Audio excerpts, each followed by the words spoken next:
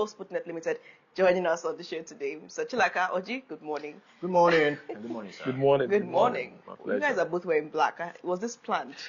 Yeah, that little girl that took her life Yes. is my reason for wearing black. Oh, So I'm quite surprised the JAMB registrar didn't mention anything about it at his press conference. You know, it's quite a pity. For me, that's the most tragic thing that happened. Not even in the exam. That was the problems. Do you think he avoided it because that would have been a serious admission of guilt, or do you think that perhaps his actions were speaking louder? He should admit guilt because they are responsible for that child's death. If I'm the parents of that child, the two of us will have a very wonderful day in court. They're the cause of that child's death. I mean, they need to apologize to the parents openly, not in private. Why do you think he cried? Why do you think he started to cry? Was that some kind of show of stifled grief? Did you think he received so much pressure and he just broke down in tears even without saying why? You know, they exhibited the fallacy of hasty generalization by quickly running to conclusion. The minister is the main culprit. We're waiting for his own apology. He needs to cry on NTA News because he has no reason to conclude quickly that the failure rate is a representation of the curbing of malpractice. As a Minister of Education, it's his role to ensure that as much kids as possible pass that exam and do very well the right way. Not to quickly castigate Nigerian youths like they normally do them up there, the old men that should have retired.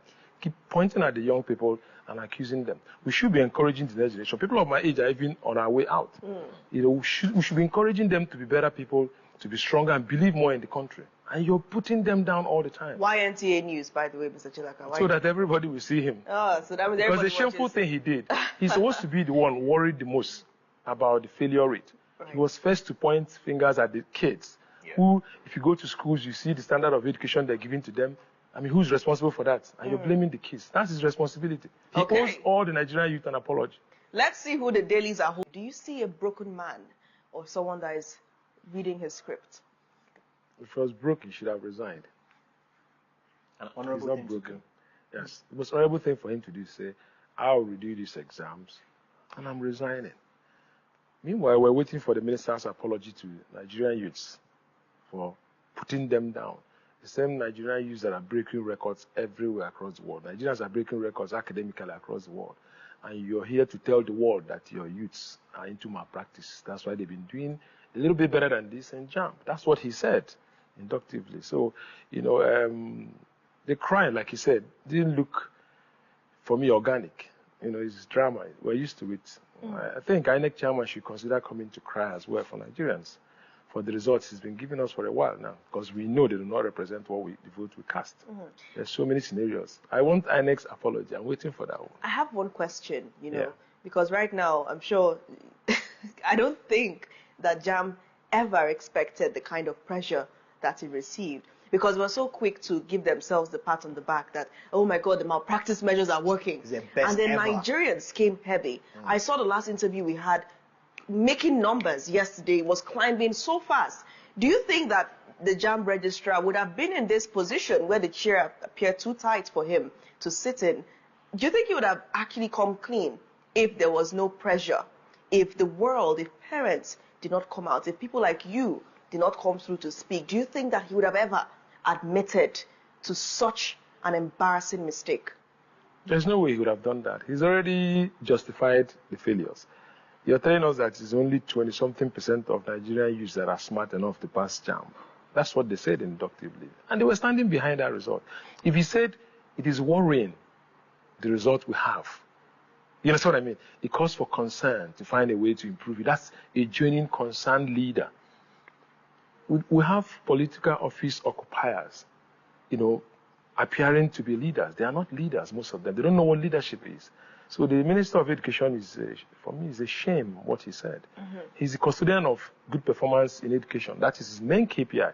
And he was busy ridiculing himself, thinking he's ridiculing the youth. I suspect you've forgiven the JAMB registrar because you continue to talk about the Minister of Education. It means that somehow, whatever it was that motivated him, he kind of, he kind of made you feel better, didn't he? I'll give him some credit. I mean, his confidence, his boldness to accept. He took accountability for what went wrong. He said he blames himself. That is positive. We must give him that credit.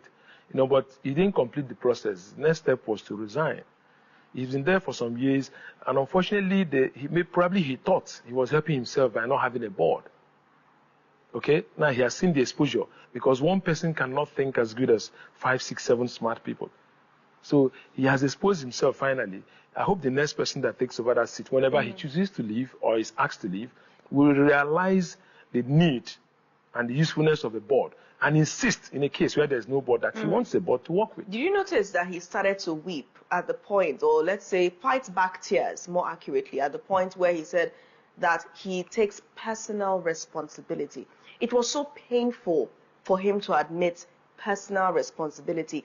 Does that show that there's something wrong with our system where it's so difficult for those in authority to accept personal blame? The candidate must always be the one with the napkin wiping off tears. That point where he broke down, it was so hard for him to say it. The impunity that their appointers exhibit is rolling down, trickling down to the appointees. So they find it difficult. They have too much ego. That's why you see people like the Senate president saying some things you wonder why a Senate president should ever say that, or some other minister or leaders. They feel like they are kings. They don't realize they are just working for Nigerian people. Nigerian people are not working for you. You are working for us. You are our employee. But each time they feel like they are kings, we are their subjects. That's why he could say all those things. So that's why it pained him so much to put him so elevated self down. To Nigerian youth to apologize. But you see, like I always say, a good father will always find room in his heart and no pains in calling the little child who he has offended and say, my dear son, I'm sorry. He shouldn't make you cry. But he's not probably in that mindset. So he feels my so elevated, bloated ego, jam registrar is suddenly wrong or finally wrong. They're going to laugh at me. That's probably why. Just before you jump in, Oji, I have to ask Mr. Chilaka this question. How did you feel when that news surfaced? What was the emotion that you felt? Because you held such strong opinions during the last podcast. I'm so interested to know what your immediate reaction was as soon as that video dropped. Well, there's a feeling. I actually got it from a Channel TV correspondent. He forwarded it to me. So I felt some kind of relief for the kids. I'll tell you, the last time I was here, that morning I spoke to a professor whose son was so good that he's been winning awards, who was given 140-something in JAMB. And the professor was crying. This is an elderly man. Imagine a professor crying, He was so broken. He said his whole family, the whole weekend, they did not sleep. Everybody's troubled. So with such news, the minute I heard it, the first person I thought about was him. And then the other doctor that was here with us, and other parents that I've heard from. There's even a boy in a school here in Enugu that heard the dad had not spoken to him since that result came out. Some people are not as sensitive. Imagine a father not talking to the child. These are things that lead to the suicide we saw, when you take so hard on your kid. I'm also a parent. My son was involved. I called him, I said, look at this result.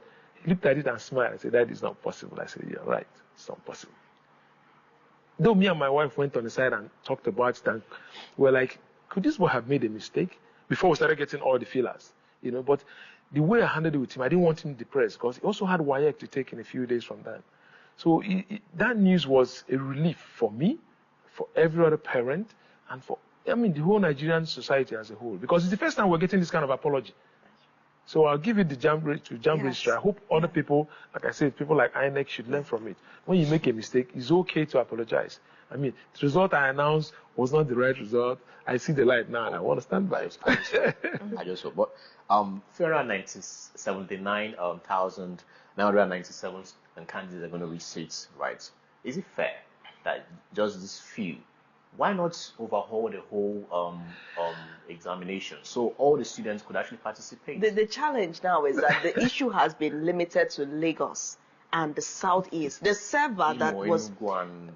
Well, basically. So the server problem affected... And I really want to know who the service provider was. Some type of way. No, because if everything was fine, it's like saying that because 2 aircrafts have a problem, all aircrafts are going to fail. The difference. I saw something on the press release, the press review, where some kids are saying the whole jam should be retaken. Exactly. What of the kid who got 330? Does he want to retake the exam? I don't think so. So if we know where the problem is, let's apply it where it is. All I'm saying is, where they've seen the glitches, they should make sure every kid that is involved is captured, because it will be worse if you miss someone a second time. It will be more shame to them. I say it to them now, because they are reacting quickly. I heard the exam starts tomorrow. On Friday, I was like, so I hope they captured every kid. Yeah. I know that kids who also were not involved in this, who did not perform well, we want, just like the case of the Solomon story in the Bible, when the woman who doesn't own the child says she slices the child into two. So some kids who didn't do well, we want all the whole jam to be cancelled, so they get a chance to take another shot. But that's not what it is. It's not about making everybody happy. It's about doing the right thing here. So if they know where the issues happen, they should identify it properly. With someone like Osita Chidioka involved, I trust the IT, results that they will get to extract the kids who are involved and let them retake. It's okay. I mean, there's nothing wrong with that. They should make sure that every single person is captured, because there are people who normally score that 170. That's their ability. You're not gonna say they should come and take it again. So the problem has been localized to Lagos and the southeast states. So I mean, that's a start. I said this on screen that day. It looked like I was maybe being sectional when I said the southeast. It's clear now that some of us, the instincts can tell us what the truth is. I knew it was more, the complaints were more in the southeast, but nobody was bold to say it. It's good that the result is coming out. I think I'm glad they apologized. Shout out to Kamsi Yochukwu Namchi for being bold and actually calling this out. She actually said the petition against the body, right? You think that somehow, if we look way in, that this thing could actually be somebody just did it, and then the providers should not go scot-free, be sanctioned for this? Totally agree with you. They might have, because I heard algorithm here and there, they might have tried to apply some foul play or some algorithm, to tone down the Southeast, and it has, backfired. It's backfired. Maybe what the extent of cutting they expected has overcut. So they have to be careful. Like I said, the Southeasterners are capitalists. Probably the noise was louder because Southeast is involved, because we know how to stand for ourselves. So we don't know what happens or what happened inside the JAM server. They've not given us any details, and it will be good to call out who that service provider is, so they don't assign him to go and conduct the next election. We have these IT, vendors here and there doing things. He should be blacklisted instantly if it's his fault. If it's not what they asked him to apply, that he applied wrongly. Maybe telling us the details will expose more, to what happened. Okay, so now let's just get some context around what Oloyede explained happened, the actual problem. He said that the problem originated from a service provider responsible for Lagos and Southeast zones, who failed to properly update delivery servers after a system patch. That was a problem. So the service providers failed to update the delivery servers after a system patch. So I think the service providers should be coming forward and really telling us what really happened, because the registrar right now should be the one responsible for checking all those things. That's why he's taking the fall. It's like if you're in charge of radio, so something goes wrong, they don't start calling those people, they call you. So he's taking personal responsibility. That's why if you see something is not working, and this service provider thing is ambiguous to me, because I don't even know, are they human beings? Are they... Who supervises those guys? That is it. Who's in charge of IT in JAM? Yeah. Why hasn't he resigned? Why hasn't he been fired? He's meant to be speaking. I mean, what do you mean, the service providers? He has no reason. I'm just being mad about my reaction. Yes. He has no reason mentioning the service providers. They're working for you. You tell them what you want. When they're not doing what you want, this is why we need a board. So one man's thought could be limited. But when you have 2, 3, 4 people, there'll be checks on what you're thinking. And there'll be broader view on things. So who is in charge of IT? Where was he? Where is he? Who are his foot soldiers that's supposed to ensure those guys are doing... before you take in the technology into your system, you must have your in-house staff who's been trained in those areas, so they know when the right thing is being applied or when there's a short change in the service provision. And that's exactly what happened. Nobody probably knew what those guys were doing. They just believed and trusted the service provider. Or maybe sometimes when money has exchanged hands, people don't look at what they're supposed to look anymore. They don't see what they're supposed to see. Their eyes are shut. Okay, so now looking at a certain clash, this matter came up yesterday. I don't know if JAMB has resolved it. I hardly doubt, because this surfaced last night, that the exam slated for tomorrow, those candidates are going to retake the UTME. Apparently, the exam clashes with the WAEC. According to this timetable here, WAEC candidates who some of them may be affected by this system patch and glitch shortly after, have agricultural science practicals, they have alternative to practicals, they have other exams, building construction and the rest, holding on that Friday. So I'm wondering how JAMB is going to reconcile this, because WAEC calendar has already been set and followed. How are they taking that into consideration? What do you think that will be an inconvenience? It's a complete inconvenience, because these kids, I'm sure both JAMB and WAEC align properly so that JAMB happens before WAEC starts. Now, someone that is reading for alternative to practical in agric will have to go back and start doing physics in JAMB. It's a conflict for the kids. You understand what I mean? But it's possible for WAEC to schedule some of the exams. I didn't even know that WAEC is now gone on. No, it's paperless. I didn't know. I just found out yesterday. So it's not so difficult to move it to maybe one of the Saturdays in front. It's not difficult. So it's a possibility. I read in one of the papers where they said that JAMB said that their sister body, WAEC, has understood their plight and agreed to move, some of those exams. I hope they do move things properly and not cause more problem. Yes, more okay, we can move up a bit, right? Yes, I think we can move up there, but we're still going to come back to that later. This story is going to definitely continue, fresh angles. Well, let's still talk about something that affects us right here, directly and indirectly. This New Telegraph and alleged terrorism, court admits Gulak's death certificate as evidence in Kanu's trial. Okay, understand Gulak died in Imo State, was assassinated, and all fingers were pointing ESN, IPOB, which they denied that they're not involved, and some other people were like, this is politically motivated and all that, right? So now this case is going on, and they're all fingering and looking for ways to, make the judgment what it is, right? We all know. So what would you make of this evidence right now? Because the court admitted it, and definitely is going to be part of what is going to be Nnamdi Kanu's trial based on, right? What do you make out of these? They've been, I spoke about the continued trial of Nnamdi Kanu to be totally, unlawful. If we say the highest court in the land is Supreme Court, and they give an instruction, and the state itself is disobeying the instruction, how do you think all the citizens will obey the law? They've been looking for things to put on Nnamdi Kanu. It's obvious.